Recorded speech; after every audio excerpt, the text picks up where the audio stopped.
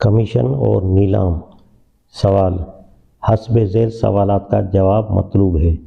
Number 1، بعض agent مال supply کرتے وقت دکاندار سے کہتے ہیں کہ اگر مال فروخت کر کے ہمیں رقم دو گے تو 20% کمیشن ہم آپ کو دیں گے، اور اگر نقد قیمت مال کی ابھی دو گے تو 25% کمیشن ملے گا۔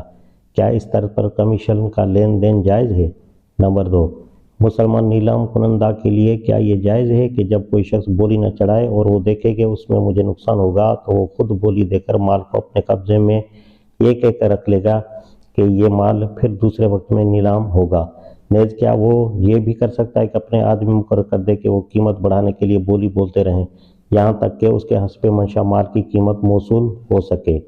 جواب، نقد خریداری کی صورت میں زیادہ اور ادھار کی صورت میں کم کمیشن دینا میرے علم میں ناجائز نہیں ہے۔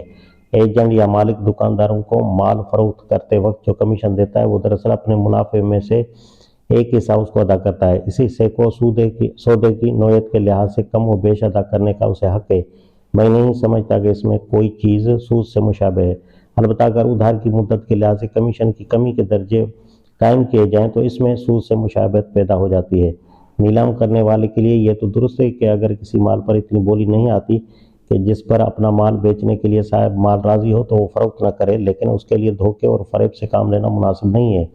اس کو کھلے بندوں یہ بات ظاہر کر دینی چاہیے کہ دوسرے لوگوں کا جو مال وہ نیلام کے ذریعے سے فروخت کر رہا ہے یا خود اپنا خرید کیا ہوا جو مال وہ اس طریقے سے نکال رہا ہے، اس پر اگر کم سے کم مطلوب قیمت کی حد تک بولی نہ آئی تو وہ اس چیز کو فروخت نہ کرے گا۔ خریداروں میں اپنے آدمی بٹھا کر ان سے بولی دلوانا یا خود خریدار بن کر بولی دینا فریب ہے۔